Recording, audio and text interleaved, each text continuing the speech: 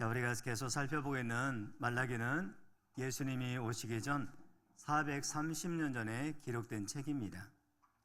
자, 지금으로부터는 2500년 전에 기록된 책이지만 구약의 마지막 책으로서 구약 전체를 정말로 요약해주는 아주 중요한 메시지를 담고 있습니다. 자, 유대인들은 바벨론의 70년 포로 생활을 마치고 예루살렘으로 돌아와서 무너진 성벽을 재건합니다. 그들이 성벽을 재건하고 나서 처음에는 뜨겁게 하나님을 향해서 예배를 드립니다. 그러나 세월이 어느 정도 지나고 100년 정도가 흘러가니까 그들의 믿음이 시들해지고 형식적인 예배를 드리고 그냥 세상과 짝가는 세속적인 유대인으로 전락하고 말았습니다. 자, 유대인들은 나라도 없고 그냥 페르시아의 작은 조그만 속국으로 살고 있었습니다. 경제적으로 정치적으로 모든 것이 열악합니다. 자, 원래 자기들이 살았던 예루살렘은 이미 주변 나라인 사마리아, 블레셋, 암몬, 에돔 사람들이 다 차지하고 있었고요. 이스라엘 백성들은 겨우 자리 하나를 비집고 들어가서 그냥 명맥을 유지하고 있는 상태입니다.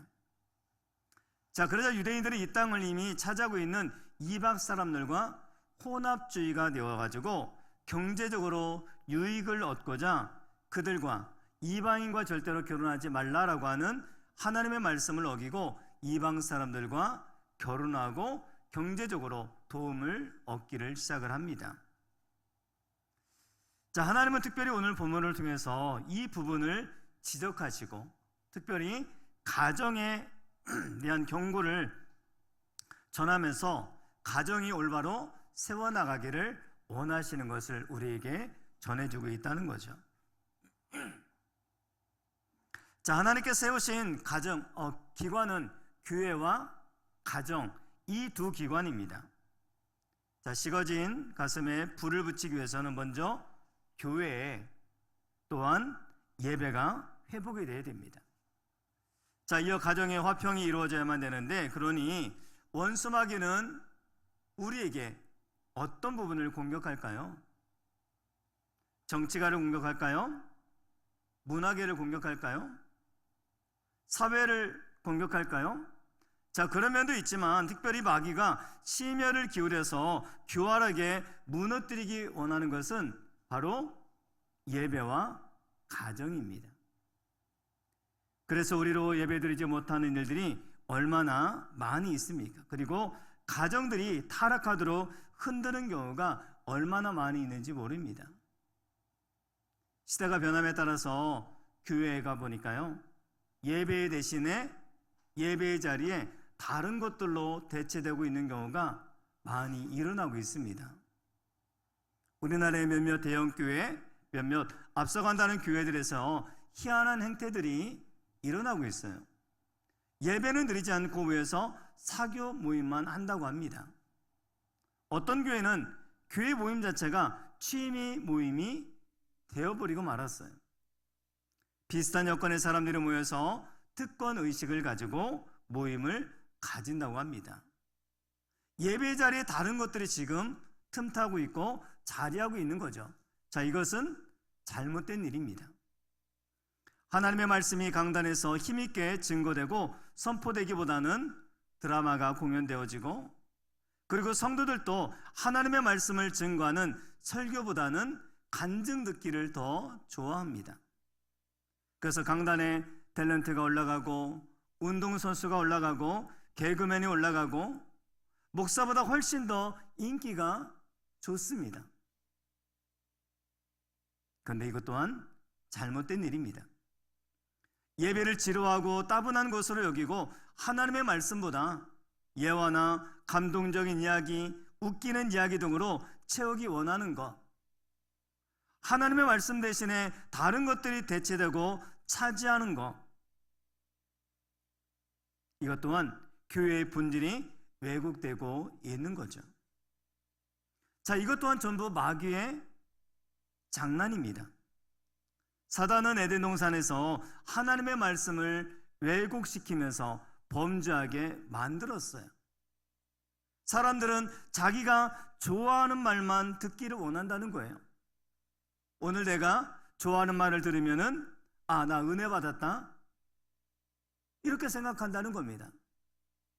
우리는요, 내가 좋아하는 말을 듣는 것이 아니라 하나님이 내게 말씀하시는 그 말씀을 들어야 되는 거예요. 자, 많은 사람들이 처음부터 예배를 드리지 않겠다고 하지는 않습니다. 성의 없이 예배를 드릴 뿐이에요. 적당히 예배를 드리고, 한마디로 말하면 이 예배를 빨리 해치우고 다른 일 하자는 거예요. 그래서 목회자가 설교를 잘하느냐 못하느냐 관심 별로 없습니다. 빨리 끝내는 목회자를 제일 좋아한다고 합니다. 어느 교회에서 목사님이 4분이 있는데 인기 투표를 했대요. 그런데 4분 중에 A라고 하는 목사님이 1등이었습니다. 자, 그 이유가 뭐냐? 설교가 짧대요. 자, 그래서 그 목사님이 인기가 최고 좋다고 합니다. 자, 그런 정도로 예배와 말씀에 관해서 관심이 없는 시대가 되었어요. 처음에는 그러다가 나중에는 어떻게 됩니까? 이런 예배를 뭐하러 드리냐, 다 없애버리고 이제 그냥 일주일에 딱 한 번만 드리자. 자, 이것이 바로 미국이 밟아온 전철입니다. 자, 미국의 많은 교회들이 그랬습니다. 처음에는 우리와 마찬가지로 주일 낮 예배를 드리고 또 주일 저녁 예배도 있었고 수요 예배는 안 했지만 주중에 한 번 예배를 드렸다고 합니다. 자, 우리나라는 주중에 수요일에 예배를 드리지 않습니까? 교회마다 약간씩의 차이는 있지만 그 예배에 주일의 중간에 예배를 드렸다고 그래요.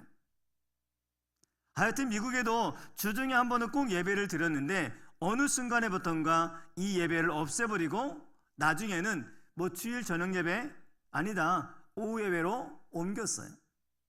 자, 오후 예배 이제는 없애버리고 그냥 주일날 딱 한 번만 예배를 드리자. 결국은 그렇게 바뀌면서 모든 것이 다 영적으로 무너져 내리고 말았던 겁니다. 자, 우리나라 그렇지 않습니까? 우리나라의 기독교 성장이 정체된 것이 언제부터일까요?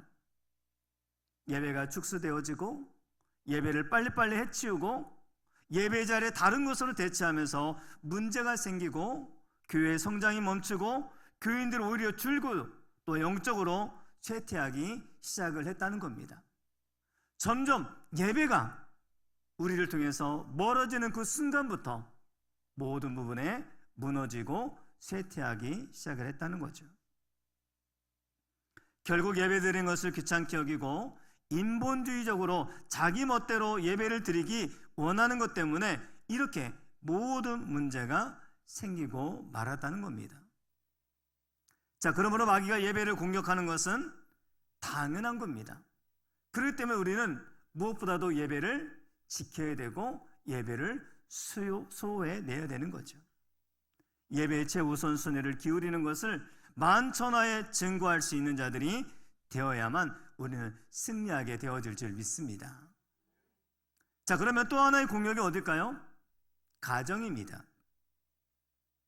특별히 미국을 보면 알지 않습니까? 지금부터 50년 전만 해도 미국은요, 청교도 신앙 전통이 있었기 때문에 이혼이라는 것을 금기시했어요. 그래서 이혼한 사람은 사회에서 아예 받아주지도 않았다고 합니다. 자, 그래서 그때 이혼율이 무려 1.5%밖에 되지 않았다고 그래요. 100명이 결혼하면 1명이나 2명. 자, 그런데 오늘날 어떻습니까? 40대 이하의 젊은 사람만 따지면 지금은 50%가 넘고 말았다고 그래요. 그러니까 목사님이 주례하면 그들 중에 절반 정도는 10년 안에 다 이혼해 버린다는 거예요. 자, 이것이 바로 마귀의 공격입니다. 자, 우리가 지금 미국이 위기다 하는데 미국의 진정한 위기는 무엇이냐면 가정의 위기예요. 모든 가정들이 다 무너져 내리고 있더라는 거죠. 혹시 여러분 실존주의 철학자 사르트라고 하는 사람 아십니까? 들어는 보셨을 겁니다. 그리고 당시 여자들에게 굉장히 인기가 좋았던 시몬느 보바르라고 하는 사람이 있습니다. 자, 그런데 사르트르와 이 보바르가 결혼을 합니다. 자, 이들이 결혼하고 처음으로 만든 용어가 하나 있는데 그것이 바로 뭐냐면 계약 결혼이라는 용어예요. 우리가 한번 살아보겠다, 살아봐서 좋으면 계속 살고, 그 다음에 안 맞으면 툴툴 털고 미련 없이 헤어지겠다. 이것이 바로 계약 결혼인데, 사르트르와 보바르 이후에 서구의 이 계약 결혼은 굉장히 선풍적인 인기를 끌게 됐습니다. 석학도 전부 다 저렇게 사는데 우리 평범한 사람이야? 오죽하랴. 결혼은 인간이 만들어 놓은 제도일 뿐이지 얼마든지 깰 수 있다. 무슨 일부 일처제냐? 아니다. 여러 사람 살아보자. 자, 그때부터 프리섹스 물결이 밀어닥치게 되었고, 결혼 전 동거가 일반화가 되었고, 자기 멋대로 하는 방종의 인생을 사는 사람들이 늘어나기 시작했다는 거예요. 결국 어떤 일이 벌어집니까? 부부관계가 깨어집니다. 부부관계가 깨어지니까 자연히 자녀들에게 문제가 생겨나기 시작합니다. 나중에는 그것이 자기 자신에게까지도 문제를 끼치게 되더라는 거죠. 정서적으로 불안하고 에이즈 같은 육체적인 질병도 앓게 되고, 동성애가 일반화되는 타락들이 시작되고 말았다는 거예요. 결국 마귀가 계속해서 공격하는 것은 예배와 가정입니다. 예배가 회복되고 가정이 회복될 때 그때 비로소 하나님의 은혜가 우리 가운데 충만히 임하고 우리 심령에 불이 붙고 회복되는 역사가 일어나게 될 줄 믿습니다. 그렇기 때문에 더더욱 우리는 가정을 위해서 말씀을 듣고 가정을 위해서 기도하는 성도가 되어야 될 줄 믿습니다. 하나님 오늘 본문을 통해서 경고하시는 것은 딱 한 가지예요. 가정이 무너지는 이유가 뭔지 아느냐? 바로 이방 결혼이다라는 거예요. 이방 결혼. 그런데 하나님께서는 이방 결혼에 대해서 철저하게 막고 계십니다. 자, 신명기 7장에 보면 이런 말씀이 있어요. 그들과 혼인하지도 말지니 내 딸을 그들에게 아들에게 주지 말 것이요, 그들의 딸도 내 며느리로 삼지 말 것은 그가 내 아들을 유혹하여 그가 여호와를 떠나고 다른 신들을 섬기게 하므로. 한마디로 이방 결혼을 하나님께서는 하지 말라고 막고 있다는 거죠. 자, 이것은 하나님께서 가나안 땅에 들어가고자 하는 이스라엘 백성들에게 주셨던 첫 번째 명령이었습니다. 왜냐하면 이방 결혼하면 여호와를 떠나서 다른 신을 섬길 수 있기 때문이라는 거예요. 여러분, 이방 결혼의 의미가 뭡니까? 왜 하나님께서는 이방 결혼을 막으시는 겁니까? 혈통적인 것 때문에 그랬을까요?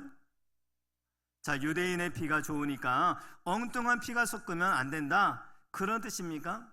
아닙니다. 유대인의 개념은 피의 개념이 아니에요. 그래서 보아스도 누구와 결혼합니까? 룻은 이방 지역 모압 족속 출신 여인이었어요. 자, 그런데도 불구하고 이스라엘 공동체에 들어오고 결국은 믿음의 귀한 여인이 되지 않습니까? 다윗은 우리아의 아내를 취했는데 우리아는 햇사람입니다. 햇사람 또한 이방 사람입니다. 그 이방 사람을 자기를 호위하고 나라를 지키는 장군으로 세웠던 거예요. 그러니까 이스라엘이라고 하는 그 믿음의 공동체는요, 바로 믿음의 공동체, 신앙 공동체였던 겁니다. 피가 중요한 것이 아니었어요. 자, 이것은 바로 뭐냐면 피의 문제가 아니라 믿음의 문제라는 겁니다.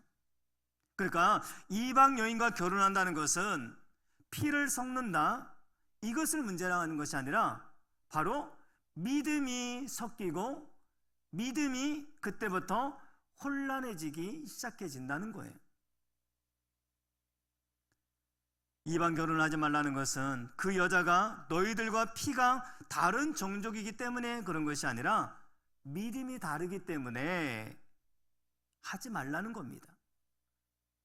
우리는 하나님을 섬기고 그들은 하나님이 아닌 다른 것들을, 다른 이방신을 섬기기 때문에 같이 이것이 섞이면 문제가 일어난다, 이것이에요. 그래서 11절에서 이방 여인과 결혼하지 말라고 하지 않고 뭐라고 말하냐면 이방신의 딸이라고 합니다. 이방신의 딸과 결혼했다라고 이야기합니다. 다시 말해서 믿음이 다른 자라는 거예요. 믿음이 다른 자. 자, 이것을 우리에게 당장 적용할 수 있는 것은 무엇일까요? 이방 결혼의 금지, 무엇입니까? 믿지 않는 자와 결혼하지 말라고 하는 의미이기도 합니다. 구약 때도 그렇고 지금도 그렇습니다. 믿지 않는 자와 결코 결혼해서는 안 된다는 거예요. 그래서 신약의 고린도후서 6장 14절에 사도 바울도 이렇게 말합니다. 너희는 믿지 않는 자와 멍에를 함께 맺지 말라는 거예요. 자, 그런데 요즘 교회는 어떻습니까? 상당수가 이방 결혼을 했습니다. 아니, 믿지는 않는 자와 결혼했고, 그리고 우리 자녀들도 믿지 않는 자와 결혼하는 것을 별것 아닌 양 생각하는데 이방 결혼이 낳는 결과가 얼마나 무시무시한지 모릅니다. 자, 이방 결혼은 영혼을 죽이는 결과까지 낳는다는 거예요. 자, 그러면서 오늘 이 말씀을 통해서 하나님께서는 두 가지를 우리에게 지적을 하고 있어요. 우리는 한 아버지를 가지지 아니하였느냐? 한 하나님께서 지으신 바가 아니냐? 어찌하여 우리 각 사람이 자기 형제에게 거짓을 행하여 우리 조상들의 언약을 욕되게 하느냐? 유다는 거짓을 행하였고 이스라엘과 예루살렘 중에서는 가증한 일을 행하였으며 유다는 여호와께서 사랑하시는 그 성결을 욕되게 하여 이방신의 딸과 결혼하였으니. 자, 이방 결혼하는 것은 두 가지를 문제를 일으키는데 바로 첫째로 하나님과 맺은 언약이 욕되게 한다는 겁니다. 자, 이 말씀을 보니까 거짓을 행한다라고 했는데요. 자, 이것은 하나님과 맺은 언약을 깨뜨려 버렸다는 거예요. 자, 이게 왜 문제냐면요, 원래 이스라엘 백성들은 어떤 자였냐면 하나님과 언약을 맺은 백성들입니다. 자, 그러므로 그들에게 더럽힘을 당하지 않아야 될 책임이 있습니다. 자, 그런데 이스라엘 백성들이 이방 사람과 결혼함으로 말미암아 하나님과 이스라엘 백성이 맺었던 언약의 관계가 깨어져 버리고 만 거예요. 쉽게 이야기하면 우리는 하나님의 종들 아닙니까? 종이 해야 될 일이 뭐예요? 주인이 하라고 하면 하고 주인이 하지 말라고 하면 안 하는 겁니다. 우리가 하나님의 종이라고 자처한다면 하나님께서 하지 말라고 하는 일은 하지 말아야 돼요. 우리가 왜 전도합니까? 여러 가지 구구한 이유가 있지만 주님의 명령이기 때문에 하는 거예요. 우리가 왜 하나님 앞에 주의를 지켜야 됩니까? 하나님이 명령하니까 주의를 지키는 겁니다. 이것이 가장 원초적인 거죠. 자, 믿음 좋은 사람은 하나님의 명령이면 그대로 행합니다. 내가 이해되고 납득이 되는 거 문제가 아니라 주님이 하라고 하면 하는 거예요. 왜 그렇습니까? 내가 가장 사랑하는 주님이기 때문에 주님의 명령이라면 아멘하고 순종하는 겁니다. 그런데 믿음 없는 사람들, 하나님을 배역하는 사람들은 꼭 어떤 말을 하냐면 무엇 때문에 그래요? 왜요? 하고 이유를 답니다. 나를 납득시켜 달라는 거예요. 나를 이해시키라는 거예요. 자, 이것은 하나님의 백성들의 자세가 아닙니다. 사도 바울은 고린도전서 16장을 마치면서 마지막 22절에 이렇게 말해요.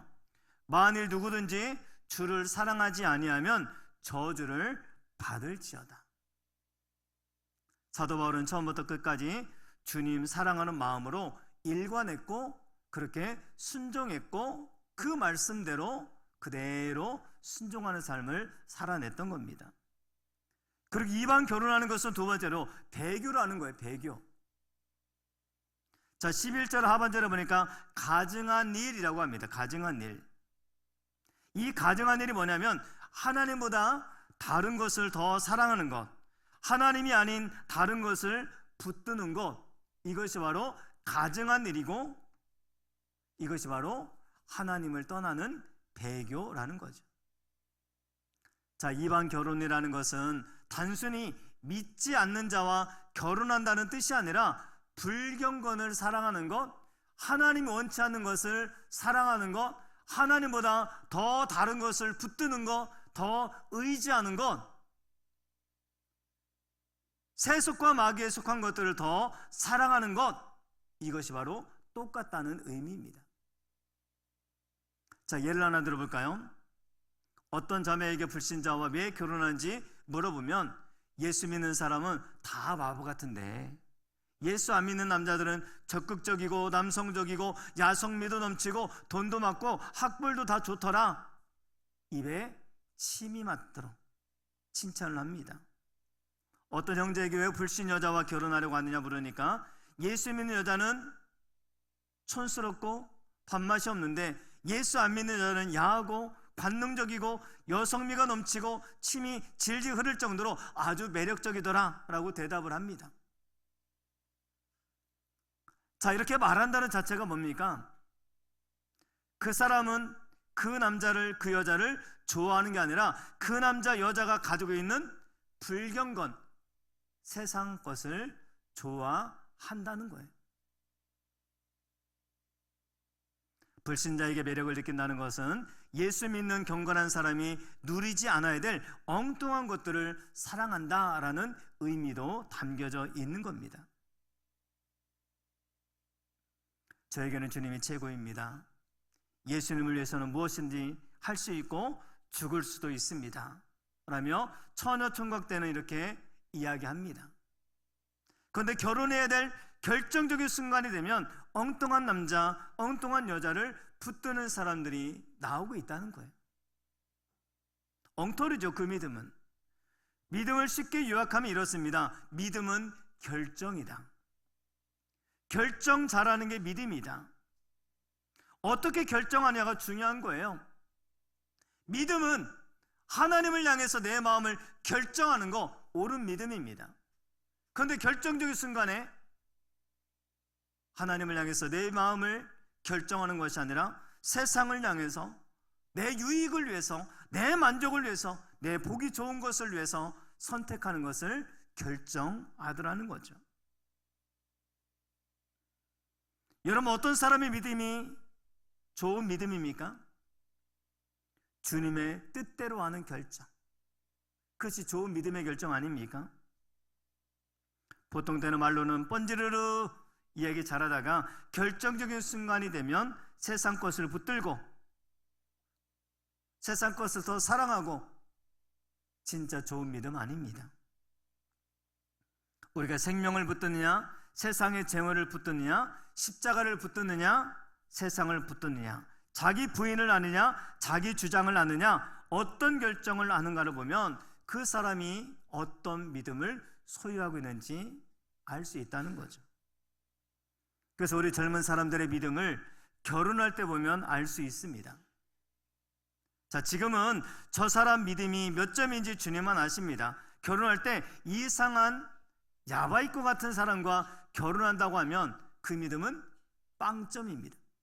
반면에 보통 때는 믿음이 없는 사람 같아 보이고 야하게 입고 다니고 또 그런데 정말로 주님과 별로 친하지 않은 것 같은데 결혼할 때 보니까 믿음 좋은 사람 찾고 하나님 앞에 경건한 가문을 찾고 하면 정말로 하나님의 자녀이고 믿음이 좋은 사람이라는 거죠. 자, 우리 믿음의 시금석을 언제 알 수 있습니까? 결정 내릴 때 알 수 있어요. 자, 이것을 알고 하나님 앞에 가증한 모습이 아니라 신실한 모습으로 올바른 결정하라는 우리 성도 되기를 주님의 이름으로 부탁을 드립니다. 결국은 이방 결혼한다는 것은 믿음을 떠날 수 있다는 것이 전제되어 있는 거예요. 자, 우리 한번 13절 볼까요? 시작. 너희가 이런 일도 행하나니 곧 눈물과 울음과 탄식으로 여호와의 제단을 가리게 하는도다. 이방 결혼을 하게 되면 어떤 일이 벌어진다고요? 불신 결혼의 열매가 뭐라고요? 눈물과 울음과 탄식밖에 남는 게 없다는 거예요. 오늘 여러분 겪으신 분들 있으시잖아요. 남얘기가 아니라 겪어보신 분들이 있으시잖아요. 우리 자녀들 가운데 그런 분들이 있으시잖아요. 여러분 자녀들을 진정으로 사랑하십니까? 그렇다면 배우자로 선택할 수 있도록, 믿는 사람을 배우자로 선택할 수 있도록 여러분의 길을 열어주셔야 돼요. 불신 결혼할 때 들고 나오는 논지가 되게 이런 거예요. 결혼해서 믿게 하면 되죠. 그런 소리는 처녀들에게 하도 많이 들어서 귀에 못이 막혔습니다. 못이 막혔어요. 결혼하면 꼭 믿게 하겠다고 말하는 사람은 구원이 하나님께 속한 것임을 부인하는 사람과도 똑같아요. 자기가 노력한다고 어떻게 믿게 만듭니까? 여러분 노력한다고 정말로 남편이 믿게 되던가요? 쉬운 일 아니잖아요. 자기 노력으로 된다면 얼마든지 해도 괜찮습니다. 근데 노력으로 되지 않더라는 거죠. 믿음은 하나님의 선물입니다. 하나님의 택한 백성이 아니면 우리가 백날 천날 금식기도 철야기도 해도 변화되지 않을 수 있어요. 그것을 알아야 돼요. 그런데 무슨 마음으로 교만하게 내가 변화시키겠다고 합니까? 이건 잘못된 겁니다. 교만도 이만저만한 교만이 아님을 우리 기억할 필요가 있어요. 또 어떤 여자분은 자기는 미모에 자신이 있대요. 그래서 남자를 정말로 남자가 나를 사랑하면 이 미모로 그 사람의 마음을 바꿀 수 있대요. 결혼하기 전에는 말을 들을지 모르지만 결혼하면 그 남자가 그 말을 듣습니까? 그런 말이 있잖아요. 잡힌 물고기에다가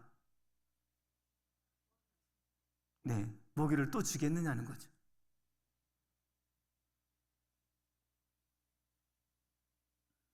콜라가 들어있는 이 병, 콜라가 있습니다.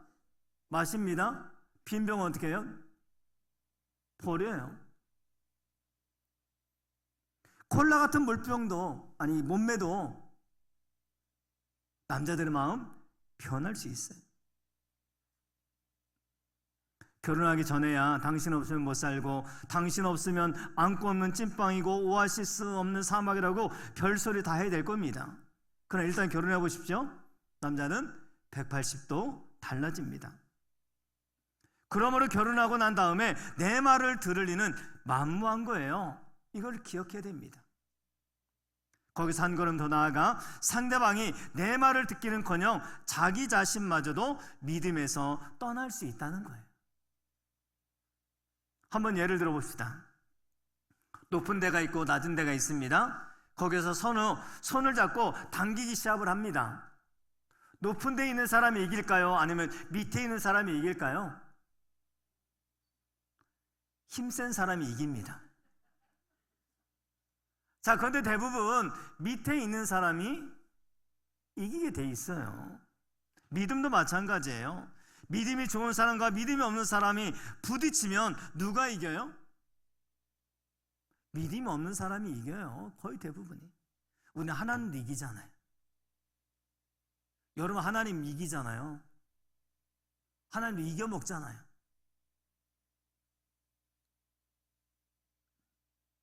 자, 영혼 구원에 관한 문제는 절대로 자신해서는 안 돼요. 우리는 솔로몬이 우리보다 경건하지 못해서 넘어졌다고 생각하면 안 됩니다. 솔로몬은 굉장히 경건한 사람이었어요. 그런데도 이방 결혼하니까 나중에 어떻게 됩니까? 믿음 다 저버리고 우상 숭배하게 된 거죠. 이유는 한 가지죠. 그 여자들이 섬겼던 우상들을 다 받아들이니까 믿음이 지고 말았던 거죠. 이것을 기억해야 됩니다. 솔로몬도 넘어갔습니다. 하물며 우리가 뭐 잘났다고 안 넘어갑니까? 그리고 하나님께서 우리에게 가정을 주실 때 축복으로 주신 것이지 선교지로 주신 것이 아닙니다. 결혼해서 남편 전도하면 한 명 더 전도하니까 얼마나 좋냐고 번지르르한 말을 하는 자매들이 있는데 가정을 선교지로 착각하고 있습니다. 선교하려면 다른 데 가서 해야지 왜 가정에서 선교하려고 전도하려고 합니까? 믿는 사람과 믿지 않는 사람이 만나면은 이런 일들이 일어나게 되더라는 거죠. 자, 그런데 우리는 믿는 사람과 믿는 사람이 함께 만나서 하나님 앞에 재충전받고 그 받은 힘을 가지고 나아가서 일하도록 되어 있는 것, 이것이 바로 가정의 본래 목적입니다. 엉뚱하게 하나님이 정해주지 않는 목적을 가정에 더 씌워서 가증되게 만드는 자들이 한 명도 없게 되기를 바랍니다. 자, 이렇게 믿음 안에서 하나 되지 못한 가정들의 사람들을 보면 그의 얼굴에 기쁨이 없어요. 항상 우울하고 낙심되고 뭔가 어둠이 있더라는 거죠. 왜 그렇습니까? 심은 대로 거두는 겁니다. 하나님께서 불신결혼하지 말라는 것을 불순종했기 때문에 그런 일이 벌어지게 되어 있음을 꼭 기억하시기 바랍니다. 그런데 이미 한 사람은 어떻게 합니까? 이제는 하나님 앞에 맡길 뿐이에요. 배우자가 결국 구원을 받을지 못 받을지는 아무도 모릅니다. 그러나 주님 앞에 능력 있게 간구하면, 제가 보니까 힘 있게 간구하고 부르짖는 성도 중에 30% 정도는 돌아오는 것을 보게 됩니다. 가능성은 있어요. 그렇지만 돌아오지 않는다 해도 할 수 없습니다. 왜냐하면 그것은 내가 심은 것을 거두는 것이기 때문에 그래요. 여러분, 조금 불편할 수 있어요. 이 말씀이 조금은 내게 듣기에 거북할 수 있어요. 하지만 하나님의 말씀으로 우리가 받을 수 있다면 이제 새롭게 우리 자녀들만큼만 좀 다르게 바꿔내야 된다는 사실입니다. 자, 그렇다면 오늘 말씀을 통해서 행복한 가정이 갖는 두 가지 조건만 말씀을 드리고자 합니다. 첫 번째는요, 부부가 서로 귀히 여기고 진실하게 사랑할 수 있게 되기 바랍니다. 오늘 말라기에 보니까 거짓을 버리라고 하는 말이 무려 4번이나 나오고 있어요. 거짓을 버려라, 거짓을 버려라. 자, 여기서 거짓이라고 하는 것은 단순히 거짓말만 얘기하는 것이 아니라 속이는 것, 악한 행동, 죄를 범하는 것, 이런 것이 다 포함이 되고 있습니다. 여러분, 하나님은 가족들끼리 거짓말하거나 속이는 악한 행동하는 것도 멈추라고 말하고 있어요. 특별히 부부간에는 더더욱 그렇습니다. 자, 부부간에 이러한 연합을 깨고 거짓의 가장 대표적인 것이 뭐냐? 간통사건입니다. 본문 14절에도 어려서 취한 아내 하나님 앞에서 검은 머리가 팥뿌리가 될 때까지 부부로서의 의무를 다하겠다고 서약해놓고 거짓을 행했다. 이 거짓이 바로 뭐냐? 간음을 이야기하는 겁니다. 하나님과 짝지어준 사람, 서로만 사랑하기로 언약을 한 사람, 이 사람을 버리고 다른 사람에게 몸과 마음을 준 것은 하나님 앞에서, 그리고 배우자 앞에서 거짓을 행하는 죄인 것이죠. 어찌 보면 간음죄가 큰 죄가 아닌 것처럼 여겨지기도 합니다. 우리나라 2015년에 간통죄가 폐지됐잖아요. 헌법재판소에서 간통죄에 대해서 간통죄 처벌은 국민의 사생활과 성적 자기결정권을 침해하는 것이라며 폐지합니다. 그래서 그랬나요? 그 이후에 부부의 세계라는 드라마에서 불륜을 저지른 남편이 당당하게 아내에게 이렇게 소리칩니다. 사랑에 빠진 게 죄가 아니잖아. 그냥 그것은 우연한 사고였어. 이제 세상의 법은 죄가 아니라고 할지 모르지만 하나님의 법에는 죄라는 것을 우리가 인식할 수 있어야 된다는 거예요. 진실한 사랑을 해야 될 부부로서 의무를 다하지 않는 것은 명백한 죄이기 때문에 그렇습니다. 자, 우리가 서로 간에, 우리 가족들 안에, 특별히 부부 간에는 거짓을 버려야 돼요. 거짓은 사탄의 가장 중요한 특성 중에 하나고, 이 사탄을 따라가면 결국 망하고 마는 것입니다. 베드로전서는 이렇게 말합니다. 남편들아, 이와 같이 지식을 따라 너희 아내와 동거하고 그를 더 연약한 그릇이요 또 생명의 은혜를 함께 이어받을 자로 알아. 어떻게 해요? 귀히 여기라. 우리 남편도 귀히 여기고 아내도 서로 귀히 여기고 서로 거짓이 없이 사랑할 수 있게 되기 바랍니다. 두 번째는 연합한 부부가 돼야 돼요. 연합한 부부가. 오늘 15절에도요, 그에게는 영이 충만하였으나 라고 말합니다. 충만하다는 말은 남아돈다는 말이에요. 하나님은 영이 남아돈다 할지라도 오직 하나만 만들었다는 거예요. 뭘 하나만 만들었어요? 배우자를 하나만 만든 거예요. 아담에게 있어서 아마 여자가 여러 명이 필요하면 여자를 여러 만들었을 겁니다. 그런데 어떻게 해요? 하나만 만들었어요. 그런데 그 하나만 만드신 이유가 뭐냐? 경건한 자손을 얻고자 함이라 라고 말씀하고 있습니다. 이 말씀은 전능하신 하나님이 아담이라는 한 사람과 하와라고 하는 한 사람을 부부 삼아 주신 이유가 있다는 거죠. 1차적으로 바람 피우지 말라는 것이고, 정상적인 부부관계 외에 다른 자녀를 낳지 말라는 말입니다. 경건한 자손을 낳아야 돼.